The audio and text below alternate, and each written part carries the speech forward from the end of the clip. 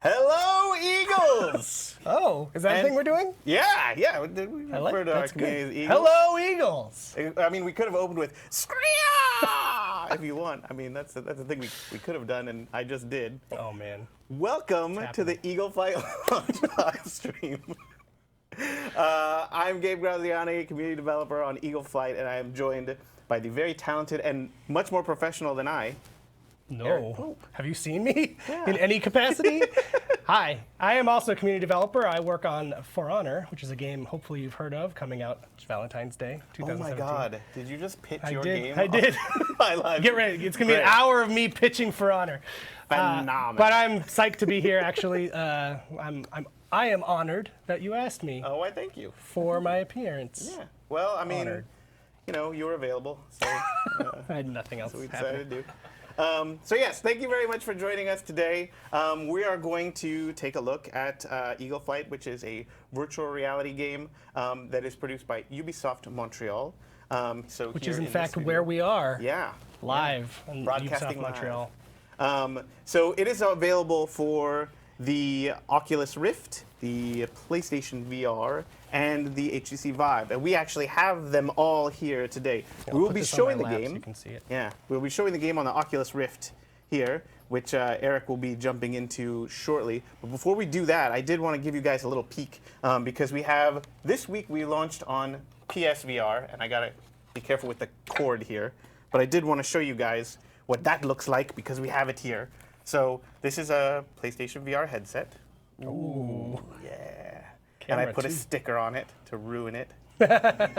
Or make it better. It looks good, though. It fits. Right? It fits, I It's think. fancy. It's fancy. So one of the things that I think is cool, and Eric and I were just talking about this before the live stream, was the ergonomics of these things and Yeah. the fact that they all work with glasses, which is super, super good for A large portion of the population wears glasses. but I think probably the one that works the best is the PSVR headset because it's really easy. It goes on super simple. You just pull it on and push like that, and then just boop, push it on like that. Do that It's again. So, Do that again.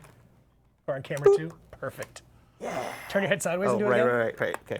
Oh, look at that. That is ergonomics. Right? At Yeah. its best. Yeah. It's great. It's fantastic. So this is an awesome device. Go ahead and put that back. Right there. Like that.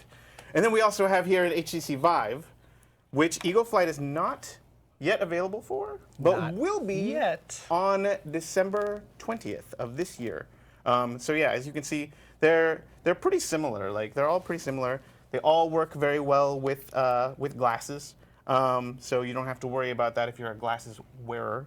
But yeah, so there's that exciting business. And do people know where to buy the game? So it depends which version you want. Because for sure you can purchase Eagle Flight. If you want to buy it on the Oculus, you can buy it from the Uplay shop. You can buy it from Oculus, the Oculus Home Store, which if you own an Oculus, you're probably familiar with. Or you can buy it at retail as well. And the same is true for PlayStation VR. You can buy that at retail as well, so like a GameStop or Amazon or Best Buy. And just pop it in your PlayStation like any other PlayStation game. You could Or you can get it digitally as well. Sure. Yeah. Like a to make modern things human. Really, really easy. Yeah. Yeah, and if you're going to get it digitally, you can also buy it directly from PlayStation over your internet connection. Over the World Wide Web. Yeah. And of course, for Vive, you can get it through Steam, which makes that really easy too. Yeah. Steam's great. Yeah, it sure is. So, are you like? What is your history with VR? I probably should have asked you this before we started the live stream. Before That might you have been a good invited me idea. to be on your stream about VR. Yeah. I do not currently own a VR headset. Oh. I would describe myself as very much a VR novice. Ah.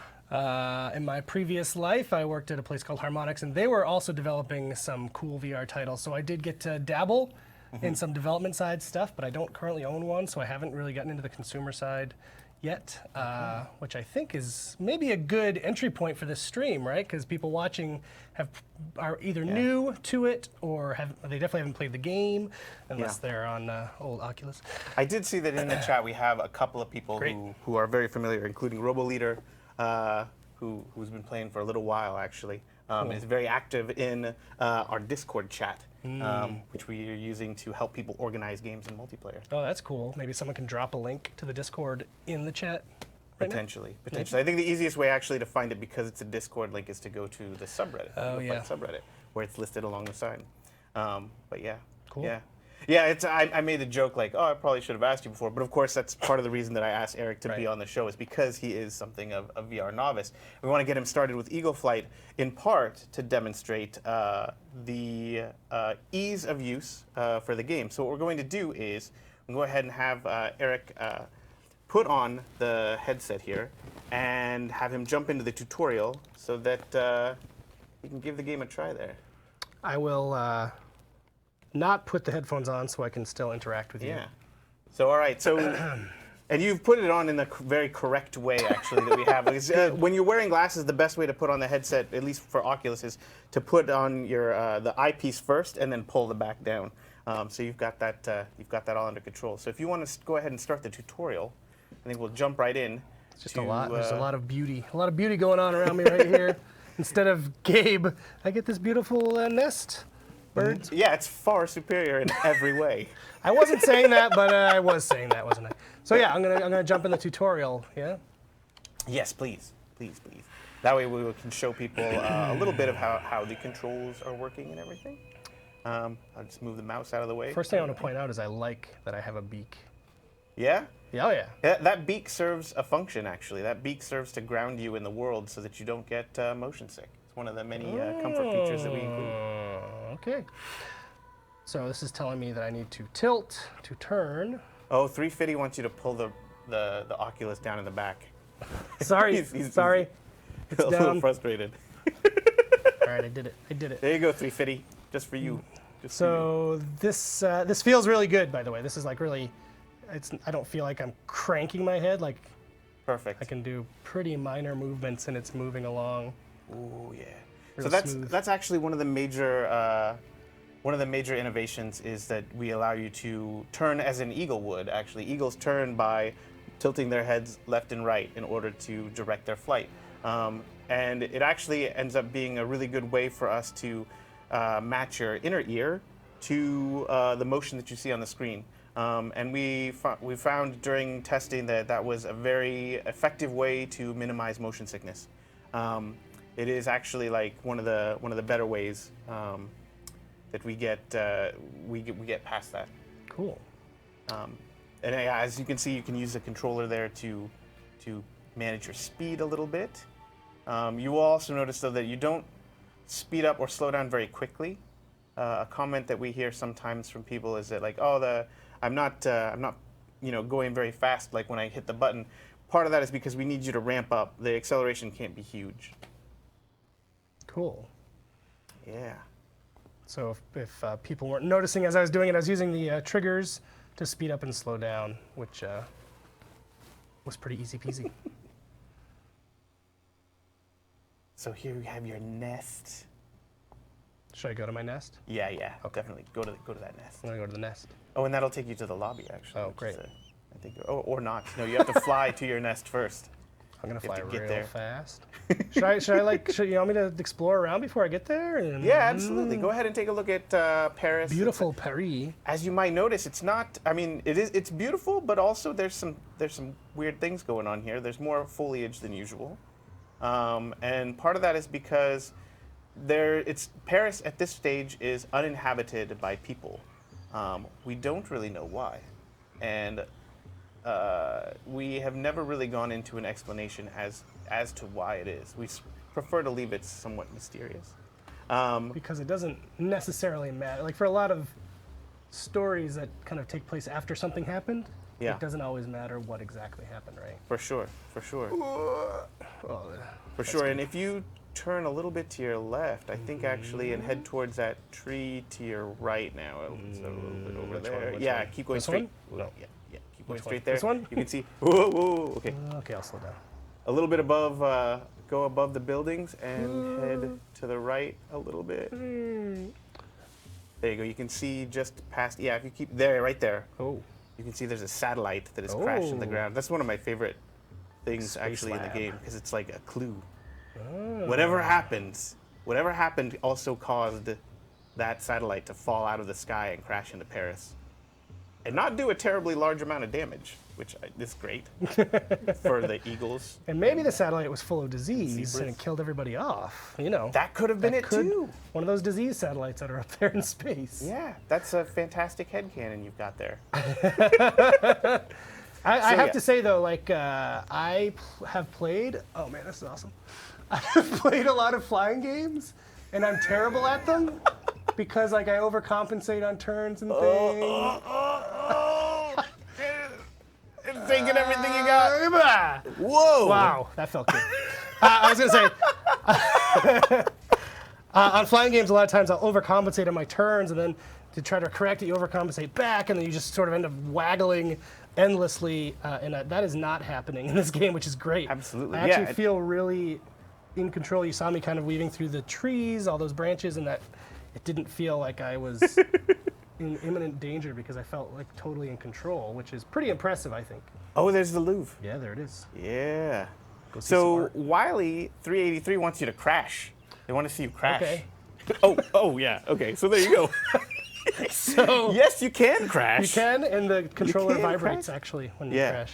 But you might also notice that when you crash, the scene cuts to black, but you still have the speed lines for a little while to give you a sense that it's to make it a little bit easier for your brain to adjust to the fact that you've just undergone a really severe transition without making you really, really upset.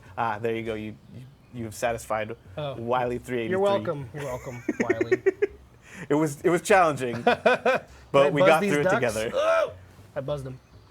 I don't know if they were into it, but it happened. Those poor ducks. Poor ducks. They must live a pretty peaceful existence, except for me buzzing around on them, you know? Yeah, Oh, one of look the at things this. you'll notice wandering around is there are a lot of animals, and part of the reason for that is that the zoos no longer have zookeepers to keep them all caged. And so you'll Flamingos. find like a bunch of, flamingos, which are not Those native Parisian to flamingos. Paris as far as Oh, I know. oh, Whoa.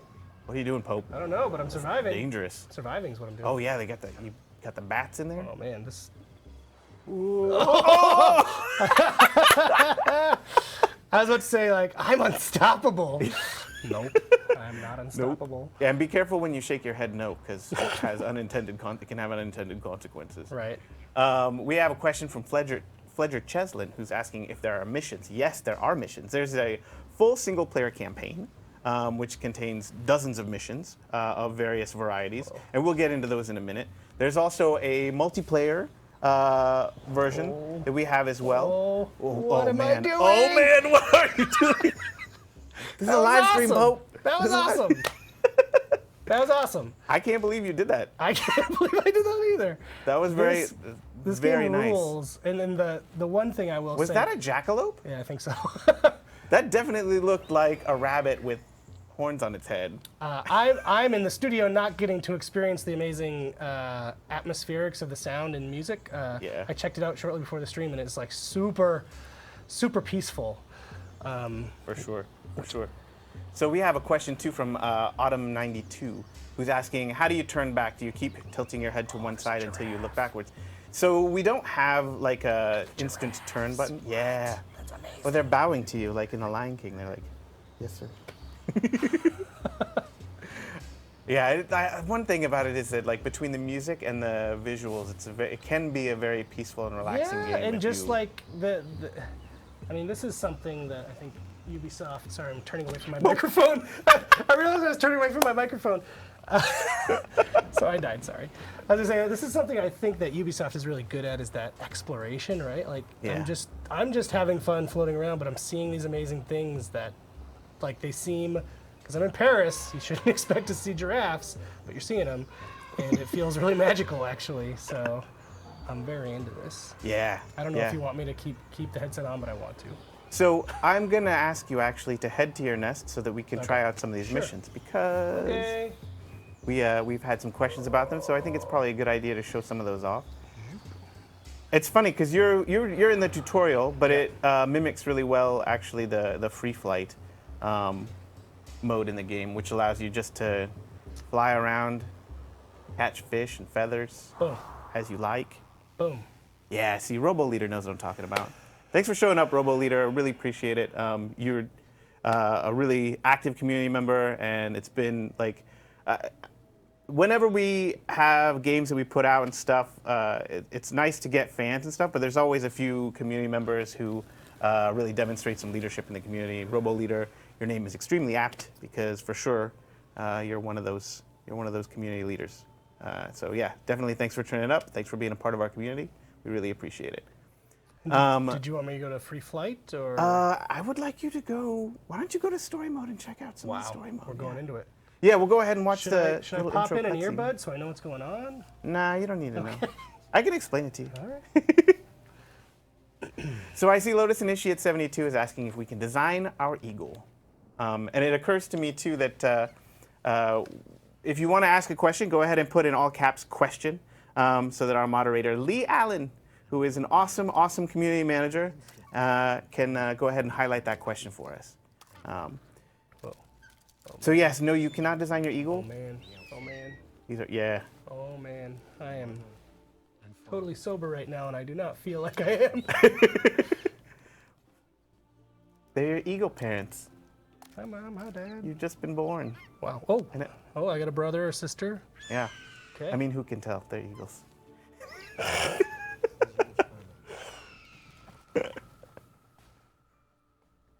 I like that logo. It is nice. That's why we put it all over the heads.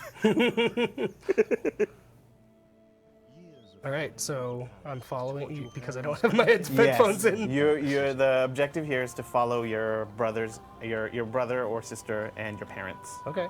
So really, it should just be like a mellow, chill Yeah, flight. it's sunrise. Predators. Yeah. Dark It's funny because it's like the safe opposite of the havens. golden hour. One Hi day, there, Hideo two Shikaze. will know them all. Oh, Kaze. Kaze is one of our top players in For Honor. Davy G, 1958. Oh, really? One of the top Yep. players in Oh, For yes. Honor, huh? Elephants yes. like to assemble around the Louvre. The waterways Oh, there's here some are teeming there's some with rivals fish, over there. but watch out. You don't need to worry about opportunistic them vultures. currently. Okay. Oh, and some elephants too. What? Oh, elephant bones. That's Yeah. sad. Elephant graveyard. Oh, That's like a real I know. scientific, natural thing. We have a question from Once a Misguided testament Ghost to human engineering, 11.2 who asks, the Eiffel Tower has what been is the highest you reclaimed can by fly? nature. It still The offers highest you can fly magnificent is a views, little bit but only to the higher birds than lucky enough to nest it up the there. Eiffel Tower. than the Eiffel Tower. You can't fly into outer space, but you can get pretty high up there. And the Eiffel Tower is extremely high in comparison to the rest of the world, so you have a nice sized play area to move around in. Robo Leader is asking if you can get Eagle Flight sticker for your own headset. I think there might be something that we can work out because we fair actually have a question. few of these here, so we might be able to do that. JDIIGII1 is asking how much is this game going to cost? Oh. So I think it actually varies depending on where you live in the world because different currencies are valued at different things. But in the United me States, more. it is, yeah. In the United States, it is $39.99. Around the Sacre-Cœur Hey, Basilica, that's a good price. using the As an Isn't it? American, I can tell you, the viewer, that is a good price. overcome I grew up very familiar with the U.S. currency. also left the castles under the hill. Thanks, Pope. It's a good price.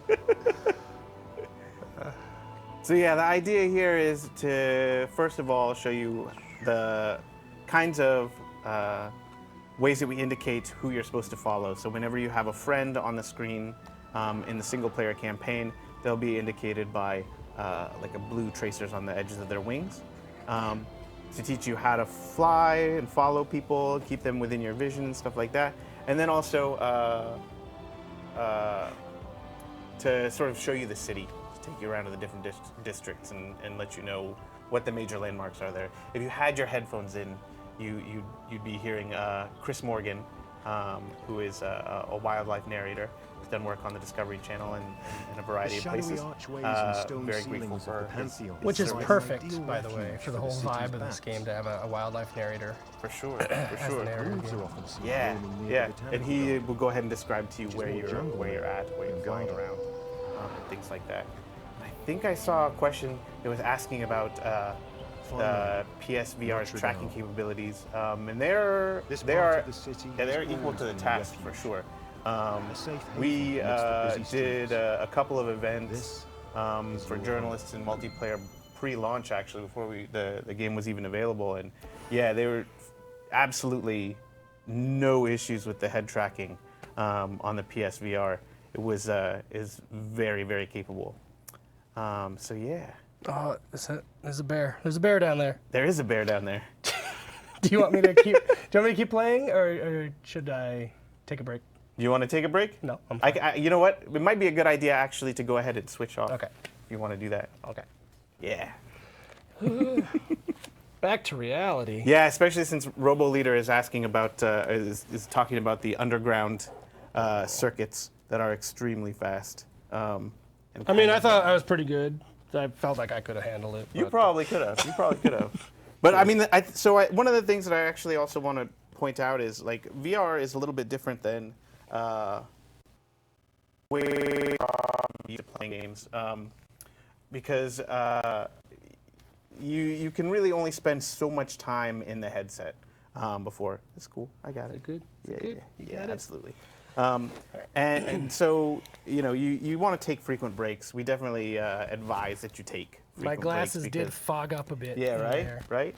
And you've got a little bit of the. Oh, I'm little, sure like, I've got the little, goggle like face now, raccoon, right? Yeah. raccoon goggle thing great. going I need on. So yeah, I'm gonna go I need ahead the and color. so I don't know if actually it's gonna Let's extend see. far enough. We might need to Let's- switch. Let's see. Oh, here, wait. I can move forward a little bit. Yeah, there we go. All right, so here we go. I'm gonna put this thing on. Whoa, wait. What's going on here? Huh? Hope you got What a did I do? tiny head. That is the first time anyone's ever said it to me. I have a Right? large There we go. noggin. All right, all right, all right, all right. Ooh, All right, he's in. Okay. He's I am jacked in. All right. I'm going to go ahead and reset the center. There we go. Woo, sorry, everybody. So, all right, chapter 1 is taking flight. Paris And I'm sure I'll be fine, magnificence right? under the reign of the animals. Andrew was a little nervous about the lack of slack on the wire. Oh, really? I'll hold it. I'll hold it like this. That way you can't rip it out of the computer. Your wings are And growing you were going to mention something about the, I don't know what you called it, but it's like tunnel vision-esque. Oh, Thing the that's happened- parabolic That. tunnel So vision. when you turn your head, oh, wow. Yeah, so the thing with the parabolic tunnel vision is that you will run into some motion sickness whenever anything flies past your face very quickly and goes into your peripheral vision. Most of the place where we detect motion is in our peripheral vision. Like, we're very sensitive to motion in our peripheral vision. And that ties directly into your inner ear. It knows whether you're moving or not. So what we ended up doing was going ahead and I say we like I had anything to do with it, which I didn't, right? Like, I'm not a developer. I deal with the community and I love doing that. But they talk to me about this stuff, so so I am sort of qualified to talk about it a little bit. So what they've done is they've gone ahead and put in what's called the parabolic tunnel vision. There are these little black edges that creep in, and you have almost certainly noticed it on the screen, but while you're actually playing, it's sort of it's funny because it's kind of like 3D in movies, in that it becomes less apparent the longer time you spend with it. That's totally true, actually. I noticed it at first when I was playing, and then because I was going to bring it up as a talking point. Oh, sorry. But then as I kept playing, I didn't notice it because I was so immersed that I forgot it was happening, or my brain didn't really call out that it was happening anymore.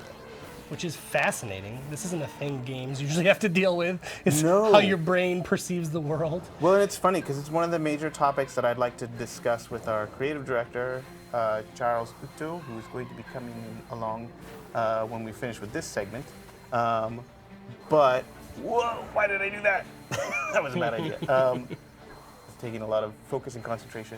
So if I look like an idiot, please forgive me, because I'm not focused on being camera ready. And Robo Leader is answering questions in the chat, so I don't have to because I don't know the answers.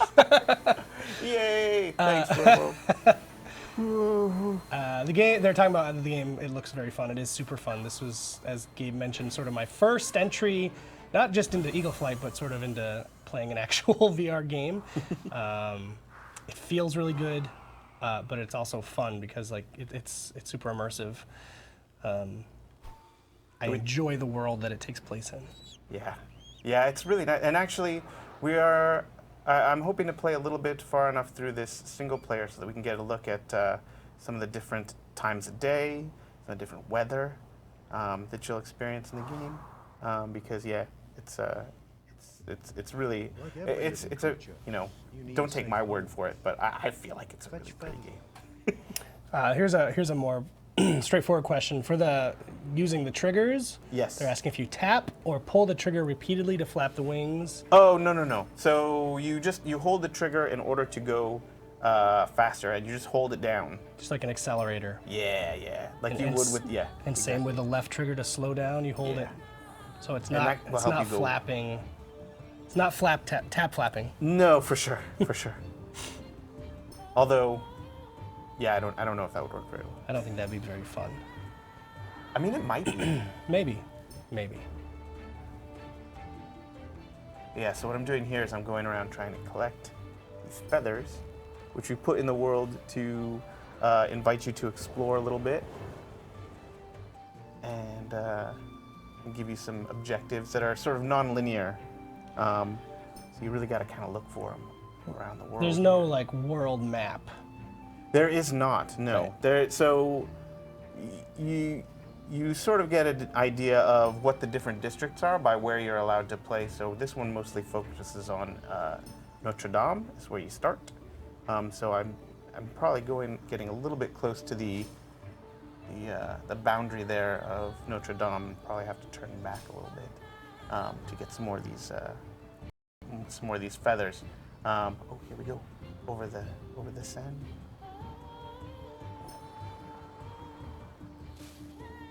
But yeah, no. So there's no world map. It also isn't like the entirety of Paris.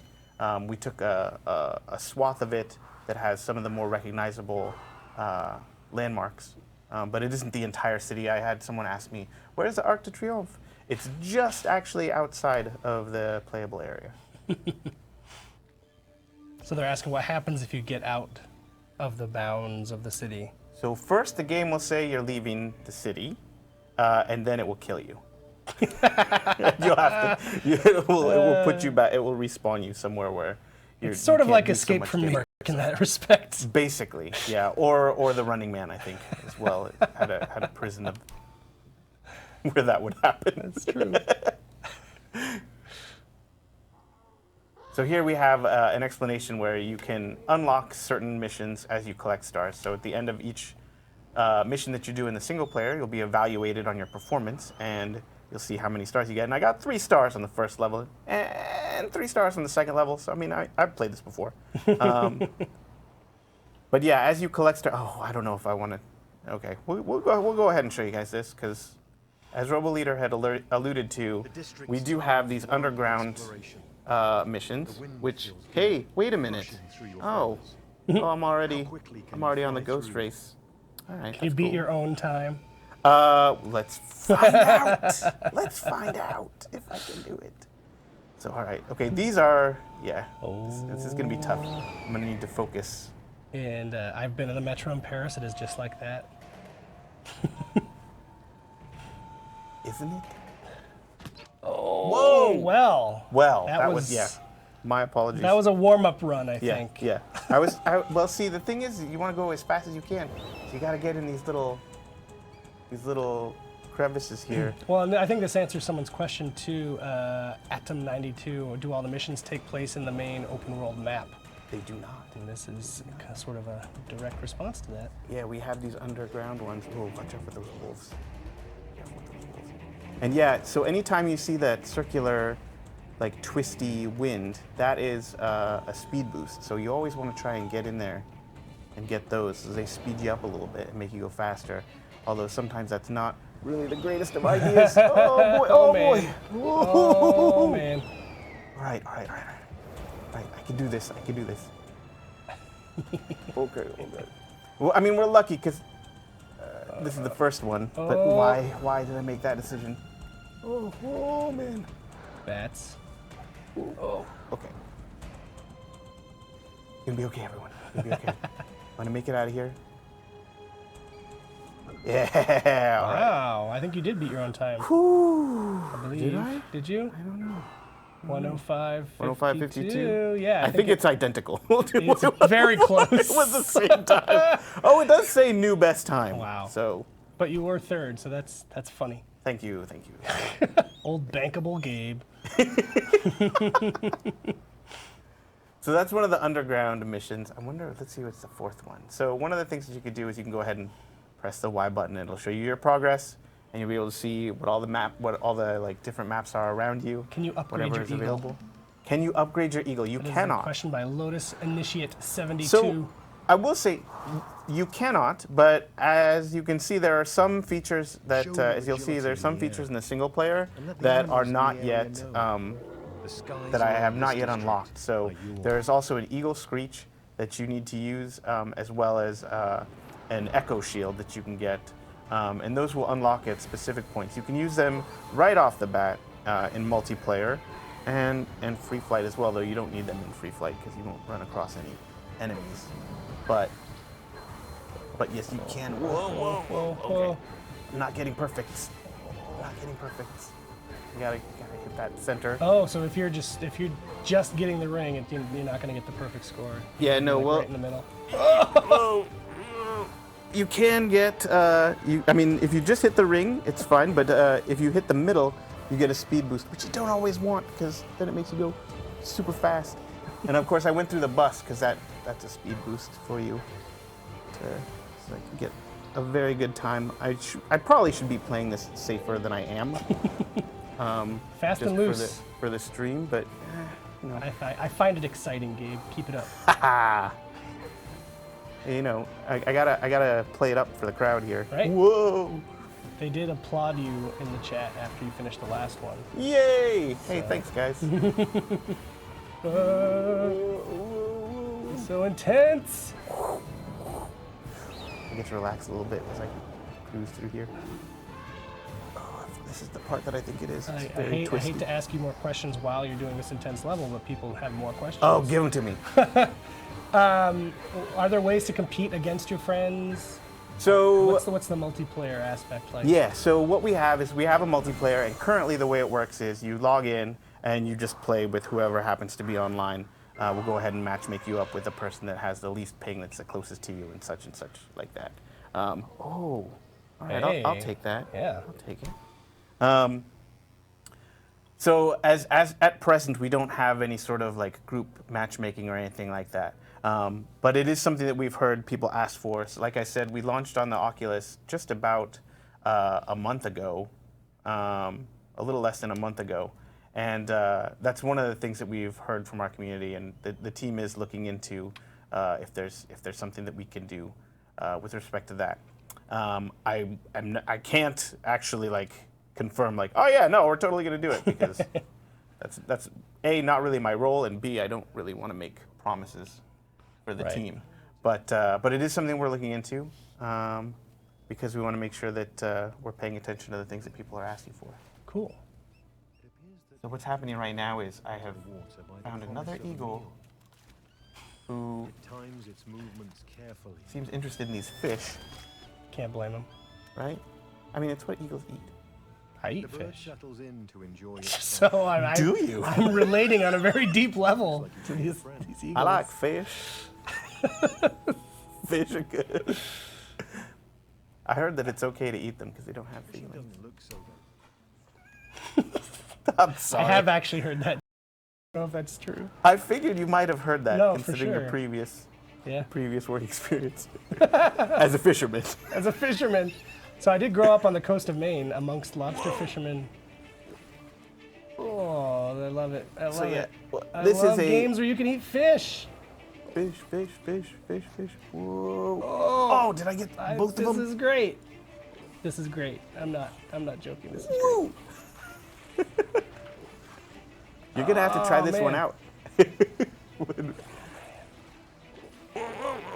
Oh shoot! Oh, wait, you how missed did I that do fish. Whoa! I'm missing a bunch of fish there. Oh! Whoa. There we go. I got all the fish I needed to I get. liked that. That was 3 stars. Oh! So here's the thing I think that Robo Leader will notice right away is, I mean, that's a good time, but it's probably not the best time. So one of the things that we have here is for the ghosts that we have here, the way that we line them up is not necessarily putting you on a leaderboard that includes everybody in the world. What we do is we align people in leagues, and then we match them up so that you have so that you're competitive there on the race results. So you're saying you're not best in the world on that? That's a fact. Yeah, no, I wouldn't claim All to my be. respect for you has gone out the door. That's fine. What little there was. I'm is surprised gone. there was any. It was all based on the fish. That's So, all right, let's see. Where are we at? I'm supposed to go to number 6, and I think what we'll probably do is we'll do level 6, and then after that we'll go ahead and cut to our 101 trailer, and when we come back, we will talk with our creative director, Charles Huteau, They're Cool. after your friend's cat. who I asked previously, and I think it's And okay it if we looks can call like him they've Charlie. injured your friend too. yeah. He's gonna sit on the couch with a couple Americans. Oh no, my friend who just taught me how to catch fish is hurt. Escort the This looks beautiful. So like the weather has changed. It's rainy, but there's God rays coming down from the clouds. Yeah, we get a little bit of this weather here. So my objective here now is to go ahead and follow my friend and protect them from the Oh, vultures oh! that are gonna get I was wrecked. gonna say you wrecked that vulture. Get ready, vulture. What did you wreck him with? The screech. And that's you're screech. using the So I hit that X button X here. button on or square Xbox, button if yeah. you're on PSVR. right. Use the square button for that. Ooh. Oh, I missed that one. Oh, come on. Nice. Oh, you ready to get wrecked, vulture? Boosh! Oh no, what? All right, there we go. I can tell like how much Wing Commander you played as a kid by how well you're lining up your shots. Just All right. to say, I can tell you played a lot. As a matter of fact, yes. As a matter of fact, I did play a lot of Oh, Wing. nice. Unfortunately, we don't have, I mean, Eagles don't really have a sense of this necessarily. I don't think they have any sort of UI. We don't have the leading target reticle. So you have to just eyeball it. Yeah. Oh, People are asking if the weather affects flight gameplay. it doesn't. It's just for cosmetic, just to look fancy and provide some atmosphere. And to change things up a little bit, right? Because you spend all of your time here in Paris, we do. Oh, what's up? Oh, zebra? zebras. Whoa. Oh, man. It's funny that you congratulated me on my great targeting when I'm doing lousy at it. Oh! Oh. Into the Louvre! Wow. That was good. What a shame. What a shame. Oh, 2 stars! Yeah, it was not your best performance, I'm I afraid. failed the city. I failed the city, but my friend is alive, and that's what matters. So I think what we'll do now is go ahead and cut to the trailer, and when we come back, we will just talk with Charlie about his game. Great. I'm excited to meet Charlie. Yay!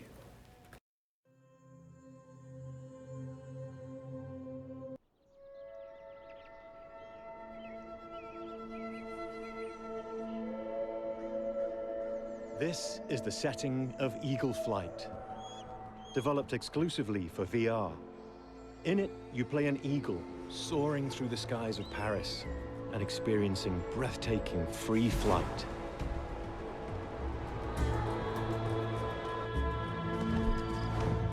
Your first task as an eagle is learning how to fly, and as you take to the skies for the first time, you'll quickly become comfortable exploring the world. In Eagle Flight, flying with VR is intuitive and effortless. Tilt your head left or right to turn.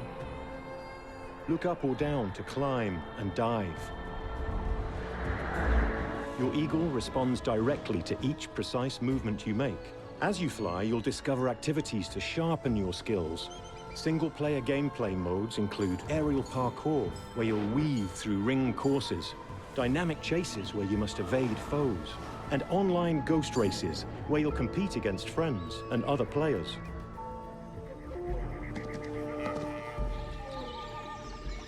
Many predators and prey call Paris home. And as you progress through 5 chapters across the city, you'll find historic landmarks guarded by rival animals. You must conquer them and secure your nest. Each chapter ends with a high-speed ring parkour challenge around these stunning landmarks. You will face falcons, crows, vultures, and bats, all with their own special attacks and tactics. Prove your skills and stand your ground.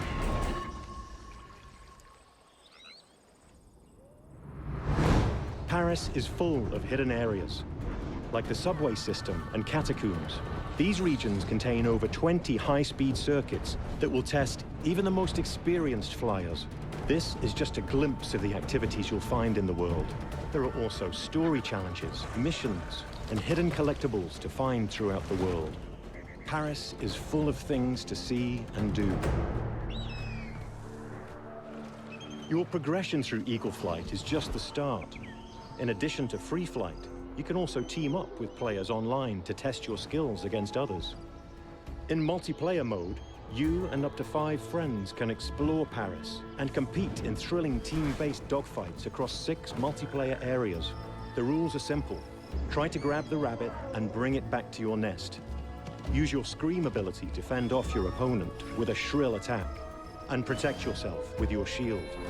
Most importantly, fly like the wind to outmaneuver your opponents. There's a natural rhythm to multiplayer, and joining with others is key to taking over the skies. Experience flight like never before.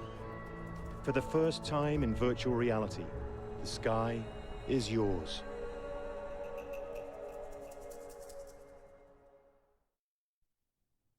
And we're back. Welcome back, everybody. So we are joined now with our creative director, Charlie Huteau. Hello. Thanks Bienvenue. for having me. Really happy to be with you. Well, we're really glad to have you. So what's going to happen now is Eric really wanted to play the Eric, it's true. you can't the see fish me, level Eric. again. No, it's true. The number of times I've been giving a demo and I'm like, yeah, no, it's over there, and I'll point, and it's like, oh wait, they can't see what I'm doing. No, it's right here on the screen. Oh, you okay? Sorry, I'm gonna have to figure out something else to talk about.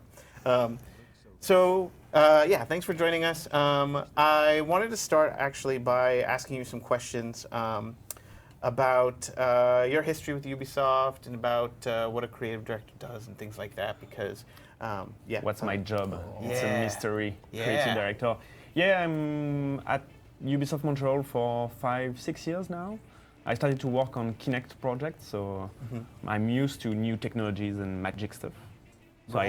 I love gadgets. Ah, okay. My job is to create new IPs, new game, imagine new concepts, and when we have an idea, to create the universe and the fantasy around. So, for example, for Eagle Flight, it's a really unique project because when I arrived on the project, there was already a prototype ready. In fact, I met Olivier Palmieri, who is a game director. He was in charge of a team in R&D who already worked on a prototype on VR, and he was super excited by VR. It was 18 months ago. He was like, yeah, it will come, it will be awesome. Yeah. So they started to prototype. And when I arrived, they were like, okay, we have several prototypes, but we have one that is really exciting. It's flying like an eagle. And I was like, yeah, maybe. I put the headset. And my first game was, I was amazed. And I remember it was already in Paris. It was a prototype-ish Paris version. But I remember flying inside the Eiffel Tower. And I was like, okay, I'm Luke Skywalker. I'm flying in my X-Wing, that's it. So I was like, okay, guys, let's do a game with that. And in that case, my job is to find a way to transform that into a world and a fantasy and a branding identity.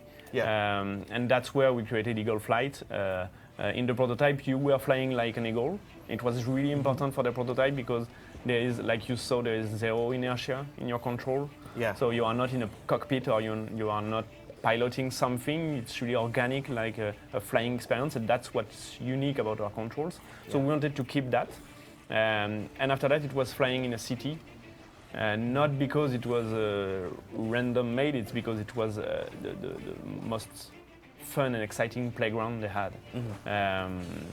So I was like, okay, so let's keep the eagle, maybe dragons. No, let's keep eagles because everybody wants to fly and dream like flying like an eagle. So it's great things to experience in a game, and let's continue to experience in a city. The only question was why in Paris, and how do you make a story and a universe where eagles are flying in Paris with no reason? So that's my job. So basically, if you are creative director in video games, that's the kind of problem you have when you arrive at the office in the morning. And we worked a lot with Olivier, with the team, and we arrived with this concept that, okay, everybody disappeared, humans are gone, we don't know why, and in fact we don't care because what we want to tell is the story of animals. Yeah. And I really love this idea of kind of the Lion King reference you told before. It's this idea of a really positive view of the world without humans, and that's what gave the setup of Eagle Flight to start the project. Yeah, that's fascinating. It's fascinating, and it's interesting to me too that you guys had the city in the prototype because. A lot of times, I'm not sure if people are super familiar with what a prototype is. The prototype is very, very rough in terms of like what we offer graphically, right? Yeah. And most of the time, the condition is let's prove as quick as possible, as fast as possible that we have something fun to play. So for that, you build your prototype with what you have in bank, and it can be boxes, blue and red boxes to represent eagles, or it can be stuff that you find everywhere. We have the chance at Ubisoft to have a lot of assets in-house, so we were able to start with assets that were already existing. We had cities that were already existing, so we started to prototype with that, and it's the fastest way to prove that you have something playable that is fun, because having just an idea and a concept in video game is not enough. It's like you need to play it and see if it's fun. We can have tons of ideas where you're like, oh, maybe let's do a fishing game where you are robots and you start to play and you're like, no, that's not working. That sounds good to me. We can walk that after if you want. We can discuss that after.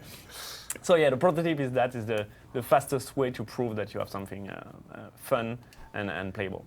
For sure. And I do like the fact that that seems somewhat unique to Ubisoft in terms of our process. But also one of the things that we actually haven't discussed before is the role of the Funhouse, I think. Yeah. Right? Because this game was made with the Funhouse. Previous games that were made with the Funhouse include Child of Light. But can you talk to me a little bit about the philosophy? And I'm sorry if I'm putting you on the spot necessarily. We didn't discuss this beforehand, but it just occurred to me that with Ubisoft's approach to the development of games, and then we have also the Funhouse, where we work now. Can you talk a little bit about the philosophy behind it and Funhouse was a really cool surprise for us and a chance for Ubisoft Montreal to explore new areas, a new concept. The idea was simple: was to give us a small area where we are free to explore for a short time and to prove that we have something worth developing. And it's rare because it's so complicated to develop games, and we have so much work to develop big games here, and we have huge IP to develop here at Ubisoft Montreal. It's difficult to find the time and the people to focus on something new and risky and impossible to imagine at the beginning. When you were talking about VR 2 years ago, nobody knew what it would be or what we would be capable of. Even I would say 1 year ago, it was super difficult for me to tell you what the game will look like. Yeah. Like it's that complicated. So you need really to bring a team that is more explorers than regular hard workers that are used to build something very solid from the beginning. You need crazy kind of people, and that's where the Funhouse enters in action. Is that they gave these little areas in Ubisoft Montreal for us to be able to do that freely and to explore some kind of pioneering some kind of new areas in video games. For sure. And VR was the perfect start for us. Yeah. I find that part particularly interesting because I actually came onto the project quite late, but it was so I had to spin up very quickly on what the community for VR looked like and what were the major discussions going on in that space. I think is probably the best way to put it. And it was very helpful for me to arrive on the team, which already had done so much homework. And really put in the effort to determine, what the major causes of motion sickness were, like what kind of things would be fun. That really examined the medium of VR to take a look at. All right, because I think that's one of the things that, for sure, I have heard a lot since coming on the project from the community is, oh, you guys should do this game in VR, or you should do this game in VR. Course. Yeah, and it became apparent really quickly that I understand the sentiment, but it's not going to work. And it's complicated. Yeah. Especially for the first generation. I remember we sometimes make the comparison with that time when we started to make video games in 3D, and you were able to move your character and move the camera with the other stick. Right. Yeah. And if you remember that time, it took a first generation of games where people were totally lost. Yeah. And some were get sick playing the game because it was turning all around. So you need to be used to it, and after a few generations, it becomes super simple and super mainstream. Yeah. But at the beginning, you need to be sure that you build something comfortable because we owe that to our players. Is that we are here to create entertainment, and entertainment needs to be enjoyable and comfortable, and that's our mission. So it's really cool to be part of those teams who are really passionate about that and make sure that they want to deliver the best product for their player and make sure that they. Are you okay? Are you okay in the catacomb? I'm doing all right. Do you my left glasses lens is fogged up. Oh no! So Oh no! I'm flying with one eye. You don't have to go in those tight corridors. I'm realizing that, but it's thrilling. And I love it. It's risk reward. Exactly. Think about exactly. It's always the fastest path to go through those little tiny. Ah. All right, I'll try to go through the bigger passages. So it was really interesting to have a team who is so focused on the comfort, and they did an amazing work on that. Like you said, it's a game that we are really proud of for that. It's super comfortable. If you are looking for a game today and you are trying VR for the first time, you want to make your family try VR for the first time, we designed that game for that. From the technology to the fantasy, we were like, okay, we want a game that is playable by everyone for VR, because it will be the first generation, and your first time in VR needs to be super comfortable and enjoyable. But what's fascinating to me, though, is the way that you blended it with the exhilaration and motion, which is not, that doesn't go with comfort. And I feel like a lot of people who are familiar with VR and like were some of the early adopters on Oculus and Vive are, you know, they're somewhat familiar with the fact that there's plenty of games out there where you go fast, right? And like you cruise through the world like at breakneck speed or whatever. And you probably are not going to be able to handle those games for too long, right? Yeah. Like you can sort of build up like a you know, what they call the VR legs to a degree, but there's always going to be some challenges. Yeah. So what's fascinating to me is the way we've gotten the way that you guys have brought things in to make it more comfortable. The team made several prototypes of different controls. Some were slower than that, some were static prototypes. And with static prototypes, you have way less problematics about motion, and, because you are static, so it's easy. But in terms of gameplay and experience, it's not the same. When they tried the flying prototype, they were like, okay, maybe that is huge because we can scale it and make something bigger. And it's true. And at the beginning, when I started the project and they were explaining to me, okay, the most natural for your brain is not to walk in VR, is to fly. I was like, what? Yeah, I mean, how does that work? When I put a headset on and I'm in a virtual world, when you try a prototype where you walk, most of the time there is some weird effect on you because you are not feeling the ground and your brain is like, what happened? What is happening? When you are flying, it's like a natural thing, and I don't know where it comes from, but it's magical. It's still a really cool sensation, and when we did a lot of playtests for this game. Since day one, we went to E3 with the prototype. That's super rare that we bring prototypes to E3. Yeah. But it was part of the initiative of the Funhouse to say, okay, we need to playtest, because before releasing a game on VR, we need to be 100% sure that we have something comfortable and super mainstream. And it was an amazing opportunity for the team, because we had hundreds of people coming at E3, at Gamescom last year, trying the prototype, and we were like, okay, it confirmed to us that we had something unique and something super slick in terms of experience. Cool. So I see we actually have a question here from one of our people who's asking if this is exclusive to the Oculus Rift or if it will be coming to the Vive. It will absolutely be coming to the Vive on December 20th of this year. It is already available on the Oculus Rift. Came out last month, and it is just released this week on PlayStation VR.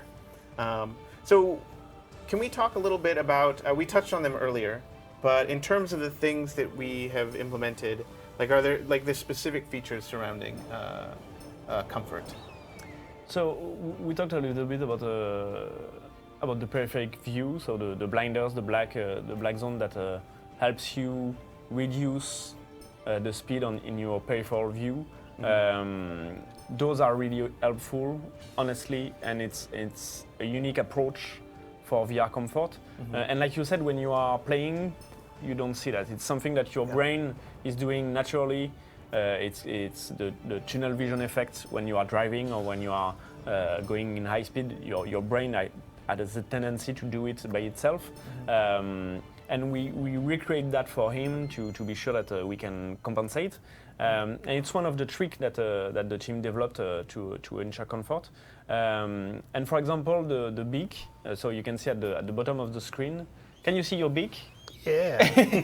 I love that I have a beak. You love your beak? I love it. So the trick with the beak is it's really interesting. Is people are asking, why can I turn off the beak, or because they are looking at the screen, they believe that it's something that is weird when you are in the headset. Not at all. In fact, when you say to people, okay, but you can see your nose. They're like, what? Now look, you can see your nose. It's like, oh. Are you right? Yeah, but your brain is filtering it, and it's part of your balance and your inner ear that's doing that, and that's the trick that we are recreating also to help your brain rebalancing. We create a fake nose inside the headset, and when you are playing, you don't notice it, and that's amazing little surprises that we made. One other trick is like you said, the black screen when you crash. It's something that we worked a lot to be sure that when you hit something and when you die, you don't have this feeling of being stopped directly into a wall. It's fascinating. Or in VR you can have amazing sensation and really bad sensation, and developing in VR is that it's the first time, even with Kinect it wasn't like that. It's the first time when you do a mistake and your game is not well balanced, all your testers and your team become sick and stop playing, and they're like, okay, can we fix this? You can tell right away. Because I won't play anymore until we fix this, and it forces you to say, okay, each time you take a decision, you're like, if we don't take the good decision, everybody will be sick You'll tomorrow. find out immediately. So the high stake of taking decision about comfort is very cool on VR. And the black screen is something that we worked a lot in terms of duration, the fade, like you say, the speed lines that continues helps your brain doing the transition between the image and the black. You will notice that the text that says that you crash is not popping right away. It's taking a short amount of time before fading. Extra. It's all those stuff that we tested and play tested with a lot of people to be sure that we have the most comfortable experience. Right on. Guys, I missed my ring. I see that. What's going on here, Pope? You're ruining all of my times. I'm not very proud of myself right now. Oh my gosh, it's like, actually, why don't we go ahead and discuss it over again? Yeah, it's like, get out. It was the love parade with your mate. She's super disappointed. Oh no! Oh, man. Oh boy. She's like, what a moron? It's not a moron to finish.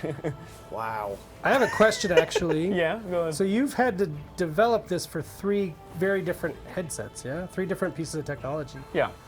Well, did that triple your work? Like, how do you approach that from a development perspective? In terms of tracking, they are quite similar in terms of technology and quality of tracking. So the work was not so big. When we were talking about motion gaming at the time between the Kinect and the PS camera, it was way different because everybody was going different ways in terms of tracking.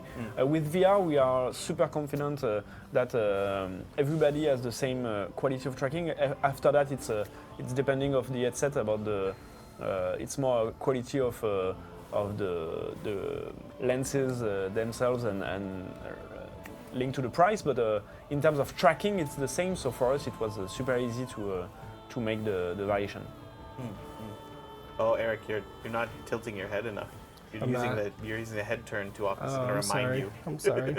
Well, actually, that's a piece of feedback that we've. Whoa! See, we you received. psyched me out, Gabe. You psyched me out. Focus. Oh shoot! Look at this. Alcarion is right in the chat there. Alcarion, of course, who is our game director. Our game director, Olivier. Yeah. Hey there. Hi, Olivier. Look what you've done to me, Gabe. Look what so- you've done to me. I'm sorry. Oh my gosh. You've ruined me. Oh my gosh. What is even happening? I'm sorry. I don't mean to stress you out. Eric. I actually need to take it off because my glasses are so foggy. Oh no. I fogged up. Yeah. Oh, I fucked up. I fogged up. So that actually is a funny thing that I have noticed in playing VR games in general is, man, when you get really into it sometimes, especially for glasses wearers, it gets you get hot, right? Like it gets like, ooh. Hopefully most my people gosh. don't play with like crazy lights setups like this. That's another thing too, yeah. Or Studio maybe- lighting. Maybe it will become a trend, like Yeah. hot yoga. It will become something like hot VR. hot VR with steamed It's like hot peppers, but it's like doing it in a sauna. So yeah. Hot pepper That's gaming. actually a great So idea. if you're ready to do that, send us an email, please. Yeah, for sure. Just let us know. We're happy to to discuss it. Oh, the real world feels so boring now. Yeah. right? Because I'm just You're sitting not, in a You're not studio. even moving around. Yeah, I want to be a bird again. Something that I love with VR is that when we were testing the game with people at E3 or at Gamescom, is that at the beginning when they put the headset on, they are like a little disturbed. They're like, oh. After 5 minutes, they totally forgot where they are, Yeah. and they remove the headset and are like, oh, you're still there. Oh, we are still at Gamescom. Yeah. You didn't teleport anywhere, but that's the proof of the immersion and the quality of the capacity of the immersion of VR is that you're there. Yeah. The sound, Totally. the vision of all, you can hear the wind, you can hear your wings flapping. You're in, and that's what I love. Yeah, I'm actually kind of it was one of the things we were talking about, whether or not we were going to do a live stream for this game, because of course, we want to definitely like promote things and stuff like that, like, and make sure that people, are aware of the games, and we love inviting our That's developers difficult. on to talk about stuff. But Yeah. whenever you're looking at a VR game, and really any VR game, on the like on a 2D screen, it's never going to capture it. Like Yeah. it doesn't give you that experience. So that's actually why I wanted to have Pope on to as sort of a novice to experience it for the first time, experience Eagle Flight for the first time, and get to go through that that exhilaration, that sensation of flying that is You were saying it when you were describing walking versus flying while I was doing it, and I was like, this is totally right. I don't know if it's because we dream a lot and we fly in dreams. Yeah. That's the connection, but yeah, it feels very dreamlike. It feels magical, like you said, which is hard to describe. Yeah, it pops up something in you that you already did somewhere. So Yeah, I think it's it's dreaming of weird. flying is It's something weird in a very that cool is way. universal. So Yeah. it brings back memories of that, and I think for the brain is like, oh yeah, thank you. Yeah. We talked about that, and you did it. Thank you. And so That's right. Yeah, and it does feel very mellow. Like the sound design as well is incredible. I obviously didn't have it in just now, but I played it before the stream started. You just feel immersed, but in such a comfortable way. It's you're not like I said. This was my first time kind of doing VR, so that could have been stressful, but it wasn't stressful at all. I was like, oh, it was just foggy on the glasses. yeah. That was a little stressful, but that was my own body's We had the fault. chance to have Inonzur, the composer, making our soundtrack, and it was a huge gift He's amazing, for the game, because he is an amazing composer, and the soundtrack of the game is. I love that soundtrack. It was at the beginning. It was difficult because we were discussing. He was like, "Do you want something like sounds Parisian?" I'm like, "No, at all. Believe me, coming from Paris, I don't want something Had enough of Parisian." that. But we were discussing The Lion King and jungle type of music, and after that we were like, okay, we need something aerial for sure, and something that is super dreamish, and he arrived with those tracks that are super nature oriented, and you can feel that you are outside, and it breathes, and something that came back often is oxygen. It's full of oxygen, and you can feel that. And it's true that sometimes during the development, I played the game just to relax. I took break. Yeah. Just to put my headset and being free flight and say, okay, I will take a break and just fly. Oh, I could totally see this as a Go see relaxation the method. giraffes and For sure. and it's awesome. Yeah, absolutely. So true. It was a great reward actually for me. Like when I came on the project, it's like, oh well, the soundtrack is by Inonzur, and I'm just like, whoa, it's a big deal. Yeah. Like, that's really cool. And it really comes through in It was the game. so in a short amount of time when we met. It was like, you're doing a game on VR. You're doing a game about eagle flying. Yeah. Nice. Okay. Thank you. Thank you. You're welcome. I see here in the chat, Mr. X Navy is a little bit concerned about the fogging issue. Again, we do have some Yeah. like pretty This pretty is a warm special lights situation here, that we're in right here. yeah. It's hardly a routine event when you're playing VR. It's not something that you necessarily need to worry about too much. But yeah, so I see that we also had some questions. First of all, I wanted to say hi to Bam Red Fox. Hey, what's going on? Thank you for joining us. We met at Gamescom and very interested in looking at Eagle Flight as it pertains to esports.